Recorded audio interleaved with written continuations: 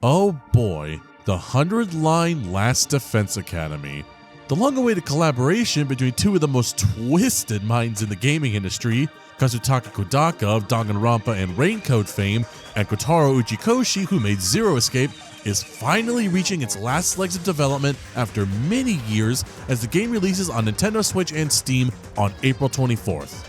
And to build up hype for this upcoming release, 2KO Games have released a prologue demo on Steam. And as someone who's been keeping a close eye on this game, I decided to check out the demo for myself. And oh boy, I simply need to talk about this game. Also spoilers for the beginning of the game. Just in general. Enough stalling. Here are my first impressions of the 100-line Last Defense Academy. Alright, so first things first. Did I have an enjoyable time with the demo? Yes, I did. When it comes to the concept and story, there is a lot of promise to be had, and I think that's a really good thing. So if you're not aware of the synopsis of this game yet, high schooler Takumi Sumino lives an average, ordinary life in the Tokyo residential complex, a city that seems to be completely sheltered from the outside world. His life turns upside down when a group of these bizarre-looking aliens breach through the shelter and go on a murderous rampage throughout the city.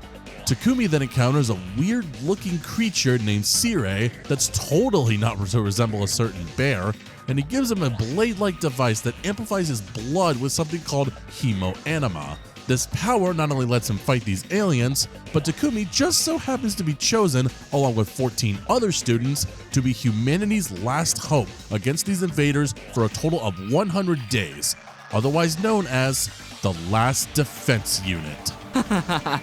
I can't read. I do like how the stakes are immediately established right from the get-go, and is also layered in mystery with the questions just increasing. Now obviously a demo isn't a great place to judge a story, but I am intrigued with this setup and the many possible paths we could possibly take, since supposedly there's 100 endings, including one where everyone survives. Do I think there will be 100 endings? It kind of sounds like an exaggeration to me, but we'll just have to see in April. When it comes to the gameplay portion of the game, I do really enjoy the combat.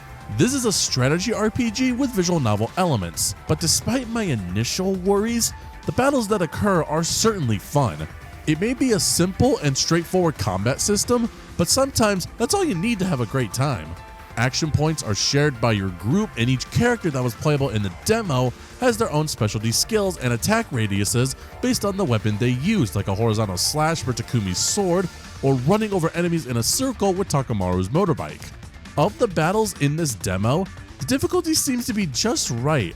Nothing really overwhelming, but also nothing too piss easy given how both you and the enemies do the same amount of damage per attack. So the battles have more of a focus on strategy, manipulating your action points, and finding the most optimal methods of killing the most enemies. Duh. One thing I do find interesting about this system is how death is encouraged to the player on the battlefield. As we discover early on in the demo, hemoanima not only is how you're able to deal with these bizarre aliens in the first place, seriously, why the f they built like this? But if you die in these battles, hemoanima can just revive you, as it's capable of reviving organic tissue. Dying in these fights boosts your voltage, which allows you to activate your special attacks and boost your hemoanima, whether by increasing your attack or gaining more action points and healing your fatigue. Plus, with the weapon upgrade system and these little exploration bits outside the academy that help with gaining raw materials for the weapon upgrades, the RPG elements are certainly a lot of fun.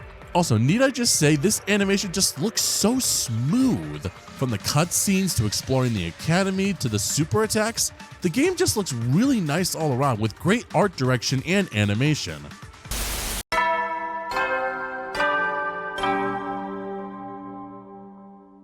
Come to my channel? You watch my videos without hitting that like button and subscribing? Come on, man. Just do it. It's right there. It's free and helps the channel a ton. Or you're gonna be on my shit list. And my life. While I do think this story has some promise and the gameplay itself looks fun, I do have a few nitpicks that I did have through my experience with this demo. First off, the pacing to me felt really off.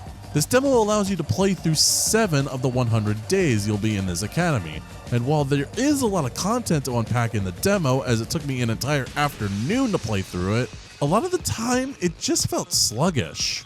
Like for example, days 2 through 5, you wake up, go to the cafeteria, then you have free time. And that's it. Also, I really hope the free time events, much like in Danganronpa, not only are an incentive to upgrade our weapons and skills, but also give us some more backstory and development for our characters, because the ones in the demo are just bland small talk and leave a lot to be desired. Speaking of the characters, honestly, they're a mixed bag for me. Again, a demo isn't a great place to judge characters, but there were a few who immediately caught my attention and kind of stole the show, like Takamaru, Eito, Darumi, mostly, and my personal favorite so far, Hiruko, who's essentially Kyoko from Danganronpa 1 or Peko from Danganronpa 2, but if she was more cutthroat and a little more trigger-happy with the roasting. Best girl. On the other hand, you got ones like the twins, who are god-awful with their cringe sibling anime trope, and Shoma, whose only character trait is to be self-deprecating.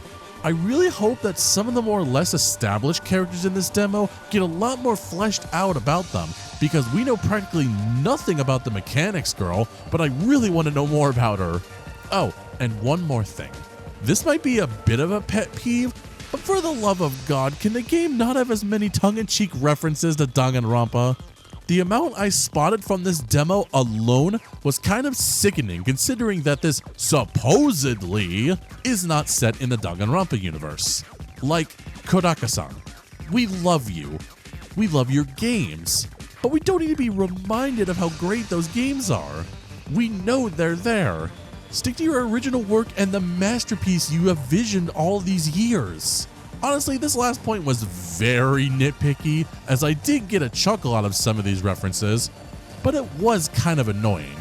Luckily, the further you get in the demo, the more it mellows out and subsides, so maybe this was the only time this happens? God, I really hope so. Regardless of my nitpicks, I am still very excited for this game. I remember seeing this during the June 2024 Nintendo Direct, and it immediately captured my interest. And since playing this demo, my interest has only gotten greater, so this will definitely be a game I buy and stream. Twitch.tv/KDog0731 and kick.com/KDogYT. Though $60 may be a little much, it's not that big a deal. So, those are my first impressions of the 100-line Last Defense Academy. Are you interested in this game? Did you play the demo yourself, and what are your impressions of the game so far? Let me know your thoughts in the comments. Anyways, this has been KDog, signing out, and I'll see you all in the Last Defense Academy.